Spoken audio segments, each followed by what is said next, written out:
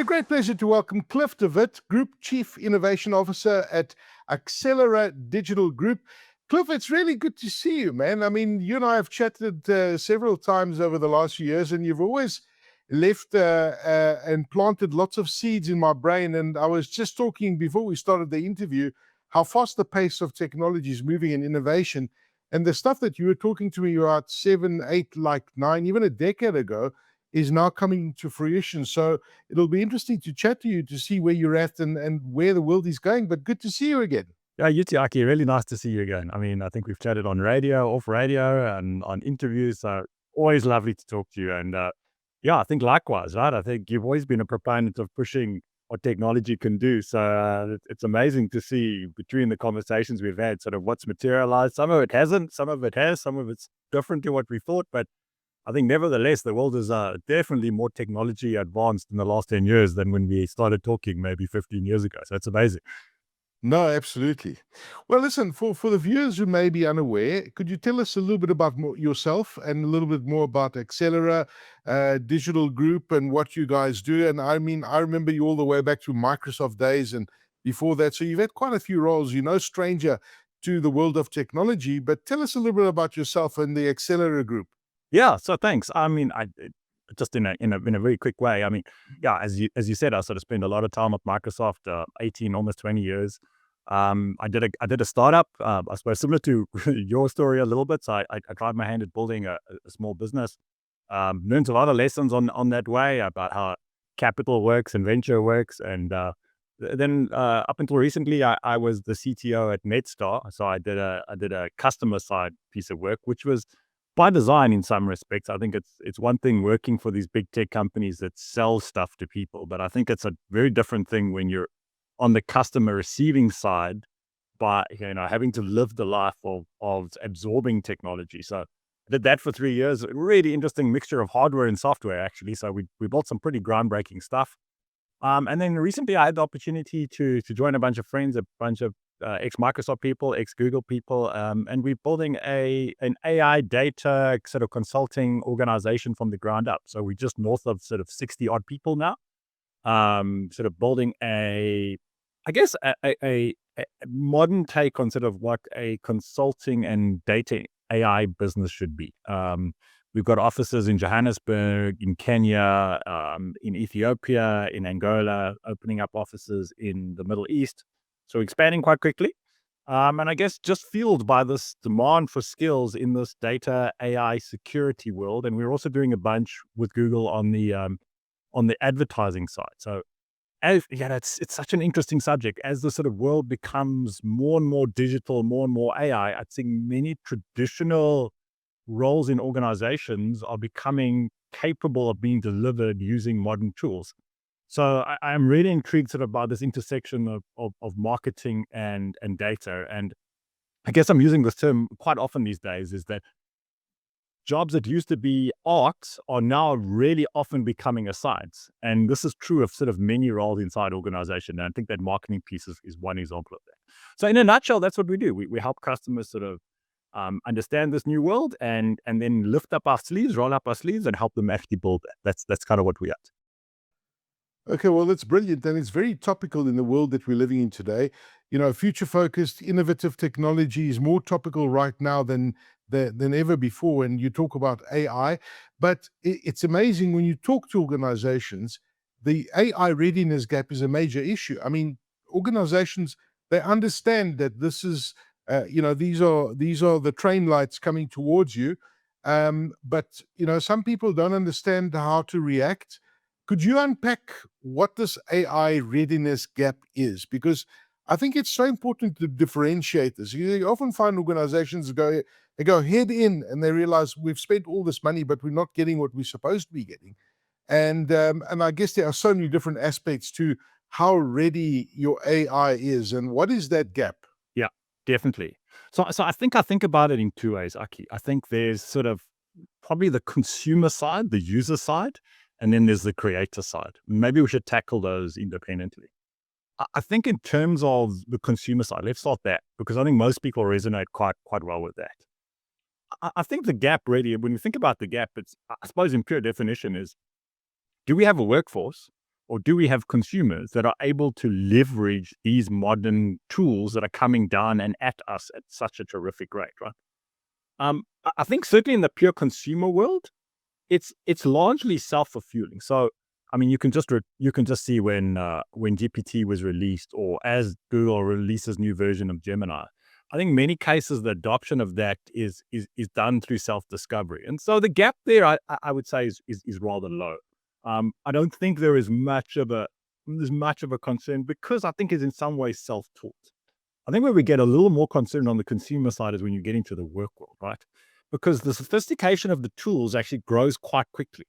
And maybe just to put a picture onto this, I was recently having a conversation. I like to kind of tell stories about this to make it real, with somebody who worked for a large bank, actually in the investment division, and recently rolled out a set of AI tools into the organization to help them with productivity, to help them with understanding the scheduling, the usual Copilot Gemini kind of world. Anyway, we're having this discussion with one of the advisors, and we asked him, so how do you find the tooling? And he was like, I don't use it. And we were trying to figure out why. I said, well, it's rather intimidating because I've just been given this thing. Nobody trained me, so I don't actually know how to make use of it. And it's really fascinating. I think that little story repeats itself. We've had that discussion with many, many organizations. And so I think this gap on the usage side is really perpetuated by, we think about it as change management and adoption, is the tooling is running so fast. The capabilities are landing in people's laps so quickly, but you're not taking the humans with on the journey on how to make best use of these things. So that's certainly one big observation on the consumption side. I think there's another one there, and we could probably dive into it a little bit more just now, is there is naturally a fear with these things. I think there's a lot of fear that these tools are going to take my job, that they're going to disintermediate me in terms of the value I add to an organization. And so in some way, there's a little bit of a resentment around learning about them and figuring out how to use them, because they see them as sort of eventually, if they're entertained, that they might actually replace them. So there is that aspect of the AI gap, and it seems to be growing. I think on the second side, on the creator side, this is how we, probably as a country, as a continent, are able to contribute meaningfully to creating models, creating solutions in terms of AI. And, again, this world is running really, really quickly. And in some ways, it's an arms race, right? Because the ability to create frontier models is really perpetuated by people who have very large balance sheets, who can afford the massive amounts and compute the massive amounts of storage to train these models. But there are examples of, and it's happening more and more, and we're actually doing a lot of that work for customers, of taking those big models and building custom solutions for customers on this AI tooling. And so we do worry that on the creator side, as people, if we're not taking advantage of this technology, building our own solutions as a continent, as a country, as businesses, to solve our own problems, because not all of our problems can be solved by a Gemini interface that's generic. Some of these problems have to be solved in very specific ways. And again, we can talk a little bit about those specific problem-solving capabilities and what they bring to the fore. I think that's the other part that perpetuates this AI gap. So I think about it in those two terms, if that makes sense. Interesting. Okay, well, let's bring it closer to home. In your experience, when you look at this AI readiness gap, I mean, how is this manifesting for African businesses in particular? Yeah. Yeah. So I guess the problems are kind of similar to the way I explained it. I think the way the manifestation happens, and maybe let's talk about how it's getting solved. I think firstly on the usage side, I can't overemphasize the sort of change management and adoption capability, right? I think organizations that I see that are successful with AI think about the employees and taking the employees on that journey, whether that's training them to use the tooling, if it's just, one of the big vendors' tools straight out the bat, or training them to how make use of specific tooling when they build it themselves. They also, invite participation from all areas of the business. So again, I think this movement of AI is so vast. It's not just an IT thing, right? It's not just, those guys in the CIO's division that are doing stuff. It really encompasses productivity, capability across the entire business. So, if you're a chemical manufacturer, it involves the chemists, involves the people who are on the sales side, it involves people who are on the production side. when you involve the entire community into the capability of what AI can do and how to make your job more productive using it, those are the ones who are being successful at it. On the creator side, I think it gets interesting, right? Because the organizations that I see successful are the ones that kind of dipping their toe into the water and actually delivering value to their businesses by building very specific solutions using AI. And I'll give you another example. We work with a fairly large bank on the continent, one of the fastest growing digital entities on the continent right now. And what a problem that they were trying to solve was they were building these banking features all over the continent, and they weren't sure whether that was passing regulatory muster. They have these ideas, but then there's sort of 800 documents that detail from a regulatory point of view what they can and can't do. And when you're a developer writing up a feature, or you're a product manager thinking about something, it takes a lot of work to go and figure out what you can and can't do. And so what they end up doing is just sending emails to the legal department the whole time and saying, we have this idea, we want to try this, can we do it? Legal department takes about 3 weeks to build an opinion and send it back to them. So we ingested all of that regulatory information into a model for them. Very specific model. It only understood that 800 documents of regulatory information, not trained on the entire internet. So they could then ask very specific questions about can and can't I do this? And it gives them very specific answers based on those 800 documents, only those 800 documents, whether they can and can't do it. So the recycle time moved from 2 weeks to 3 minutes, whether they could or couldn't do something. And it gave them a reference to the relevant governance documentation in that 800 docs based on that opinion. So there's a real concrete example of sort of people taking a step into this water and gaining very tangible sort of benefit from using AI inside their business. And there's many other stories like that. So Cliff, that's very interesting, and I like the way you've put that. And yes, absolutely. I think that we manifest these things in different ways, Yeah. and you've really done it very eloquently. But when you look at that readiness gap, how can the AI readiness gap be solved? Because there's a conundrum here, right? We know how fast it's moving, and time. I don't think companies have time. This is not a thing that you can say our AI strategy will come right in 18 months. I don't think there's the 18-month time frame is far too long at the pace at which things are moving at the moment, both at an individual level and as well as a business sector level as a whole. So Yeah. how can this AI readiness gap actually be solved? Yeah, I have a couple of thoughts on that. I mean, I think, let me start with the first one. I think one way is obviously to invite your users, your company, your employees to make use of these technologies. And I think sometimes some leaders actually have to take some bold decisions on how they do that, right? I think if you want to reap the benefits of emerging technology, sometimes you have to be bold and start forcing the use of that emerging technology inside your organization. And I think this is one of those examples. I believe that, it's fascinating again. If you give people just the right tooling and a little bit of training to create that curiosity, then it runs really quickly, because then people start understanding the benefit of it. And then it becomes a self-fulfilling prophecy. So I think it's that, how do you ignite that curiosity inside your organization? Again, with the right people change management processes, but also making people in a safe environment, giving them exposure to these technologies. I think many organizations are kind of petrified of what AI can do, both in terms of what it means from exposing data, et cetera, and so kind of try to lock the fort down. And yes, there's some reasons to do that. I mean, you can't be leaking personal information all over the internet, of course.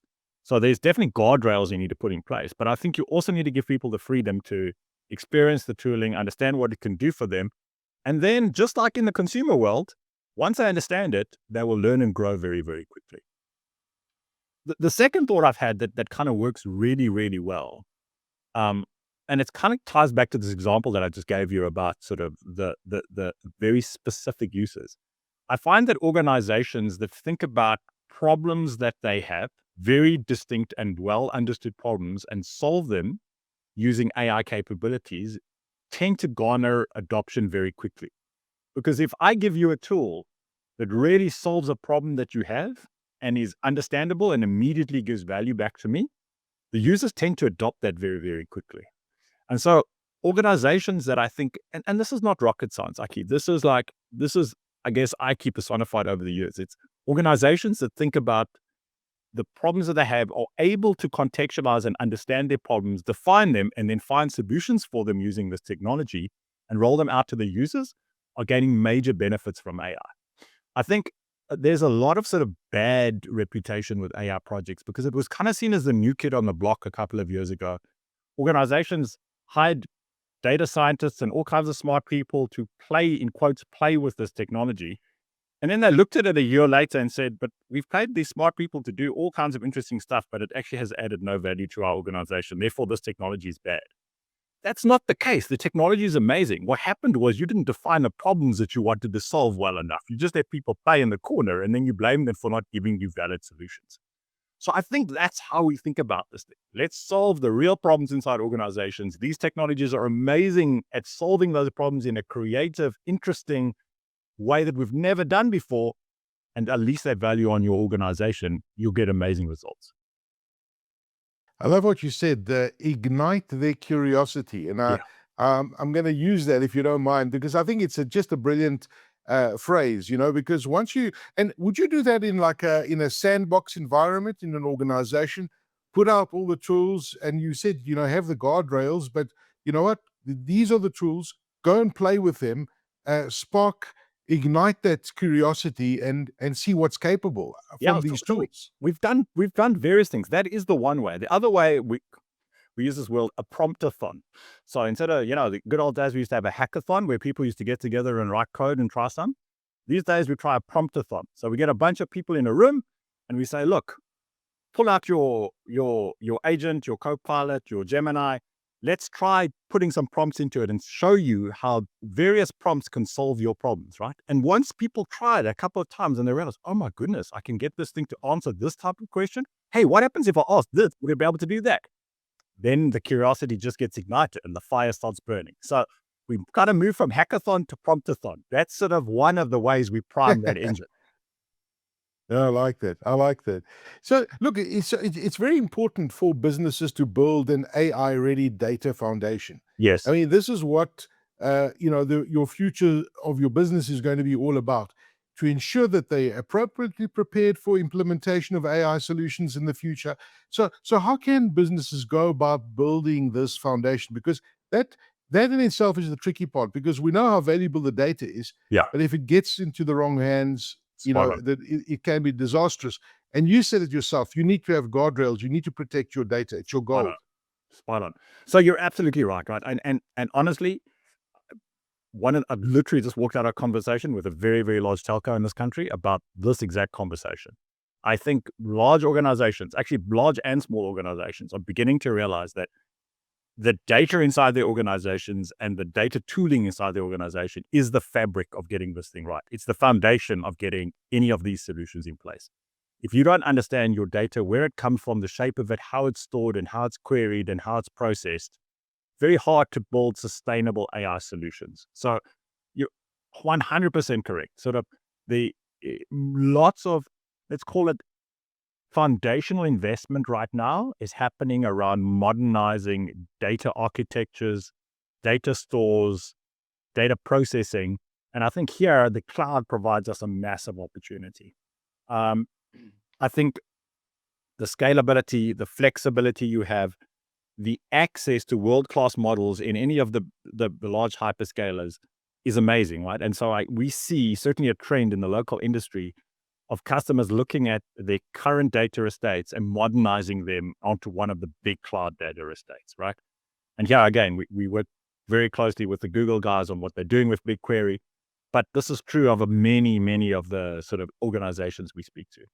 I think second to that, it's all about, as you sort of said, is understanding not just how to process your data, but the shape of your data. In many cases, we call that data lineage, right? Where does my data come from? Who has access to it? Where does it go to, right? And you have to be really, really careful with this stuff because, as you said again, you can't just be leaking PII data into all types of different interfaces, into all types of different reports, into all types of different APIs. I mean, I remember we were talking a little while ago about sort of how things have changed, right? I mean, when you and I started talking, data was kind of the remit of most organizations, and search was there, but it wasn't really as an amazing capability as it is today. Again, when search became more sort of commonplace, and certainly when search became the purvey of organizations, in other words, they could search the data inside their own organizations, really scary things started happening, because I could go into the SharePoint, or I could go into the intranet of an organization and search for something. And maybe I get access to a document that I didn't even know existed, but because I searched for it, I got it.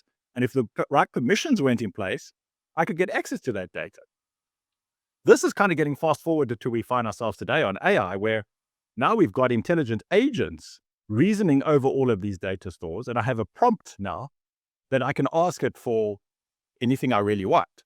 And if that data is not locked down to understand what I, as a user, am allowed to see, I could ask that prompt for the most sensitive data in the organization. And if the right guardrails are not in place, that agent might answer me with access to data that I am not allowed to see. And so there is a lot more work probably in this world that is required in terms of governance, guardrails, permissions about what a certain query, in quotes, a prompt, would have access to. So I think that's a really, really, really important.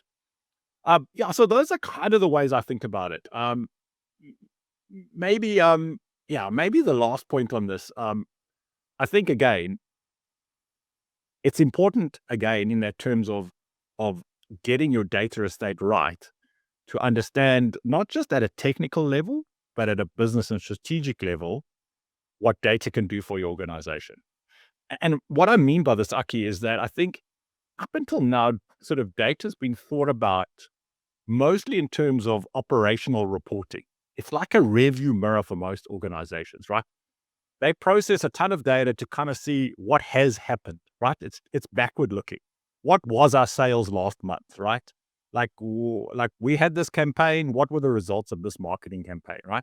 And so most organizations have a massive BI department, and all I do is produce reports so that humans can look at those reports and get backward-looking information on sort of what has happened into an organization. And then they'd leave it up to the human to analyze the report and make strategic decisions on how to take the organization forward, right? And we kind of call that management sometimes, right? We call that directorship.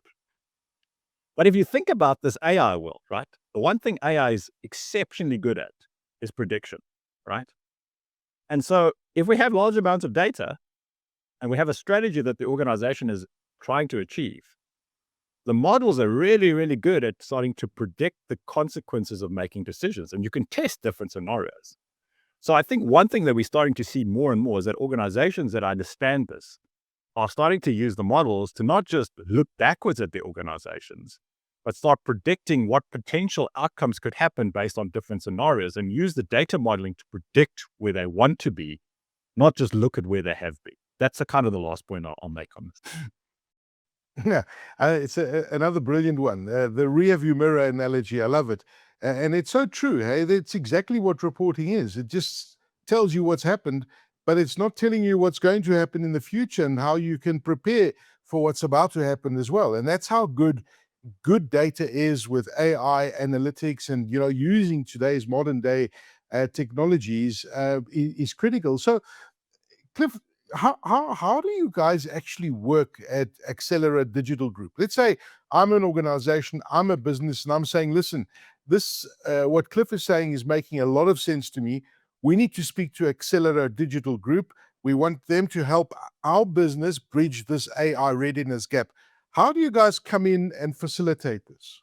Yeah, so staying true to sort of, I guess, the conversation we've had, we like to lead with the what before the how. So what we like to do when we speak to a new client is figure out what are the opportunities inside the business, what are the problems that they have, what are the challenges that they have, and kind of build a strategy with them on how we think this technology could solve those problems. We're not a heavy consulting advisory organization, so we're not like one of the big four that sort of live and die on building advisory consulting. That's a very quick exercise for us. Typically a couple of days, maybe even 2 or 3 days with the right people in a room to understand what's the shape of their problems, stack rank those problems in terms of priority. And we like to kind of do that in a matrix on two dimensions. One is, what is the impact to the business? So try and find the things that have high impact, and then kind of have another axis that determines the cost of those projects. And then we stack rank 2 or 3 projects, 4 or 5 projects sometimes, and say, let's find the sweet spot. Let's find one that's potentially, hopefully, lower in cost and high on impact. And let's go and deliver those type of solutions. Then we roll up our sleeves, and then we actually help our customers deliver and build those and take those into production. So advisory first, and then the delivery of those. And we go all the way from delivery into support if need be, and then help, and then kind of iterate that through some sit through several cycles. That's kind of how we work in a nutshell. Yeah.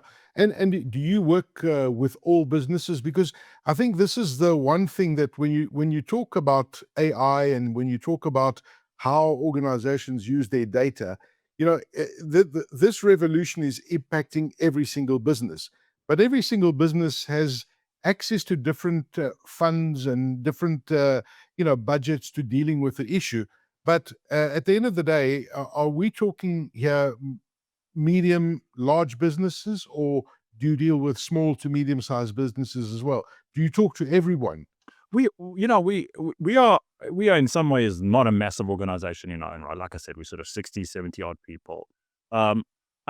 We are very transparent. So we're a South African well, like I said, we've got offices all over, but we don't bring massive overseas rate cards into the equation. So most of our customers tend to be sort of the top end of small all the way up to enterprise customers. So we definitely engage with most customers. We're happy to have a conversation. We're super transparent with our customers on what we can and can't do. So we definitely don't only play at the enterprise or large layers. We've done some very interesting projects for some smaller organizations, from agri-tech guys, or smaller financial services guys. So we're really nimble enough to work across the organization. And if need be, we will also bring some of our other partners into the equation if need be. So, this world is big and it's complicated. So we also understand that to solve problems, sometimes we need to bring others into that solution fold. And so we've done that fairly successfully with other partners, bringing them into some of our solution areas as well. So that's kind of how we think about it. What excites me the most about this, and technology has always excited me as it has for you, but Yeah. what's exciting me right now with where we are in the world and where we are with the solutions that you've been talking about is it's so quantifiable, right? Yeah. You go into an organization, you can see what needs to be done, you implement the solution, and it's right there. You can see the Yeah. solution and how it simplifies things and how it just adds and unlocks value in an organization. So this technology that we've been talking about today is so quantifiable. Yeah. Yeah. And that's such a great point. And I think it should be the North Star of many of these engagements, is that we should understand right up front what we're going to measure and how do we measure the impact of this piece of work that we do. It's not always the case, right? Some people do, as I sort of said, think they should experiment with stuff and then see if it has an impact. And I think often those are the projects that goes wrong. You're absolutely right. I think the ones that get it right understand the problem that they have some measures in place. And when you produce something like this, it's super quantifiable to see, did this actually have an impact or not, and shift the needle in terms of productivity, capability, human experience, whatever you call. Cliff de Wit, it's so great to catch up with you, my friend. Group Chief Innovation Officer at the Accelera Digital Group. Cliff, great chatting to you. How do people get in touch with the Accelera Digital Group? What's your URL? Yeah, www.adg.io, Aki. That's the best place to see us. adg.io. Okay, fantastic. Cliff, great catching up. Thanks for your time. Thanks, Aki. Good to see you again, my friend.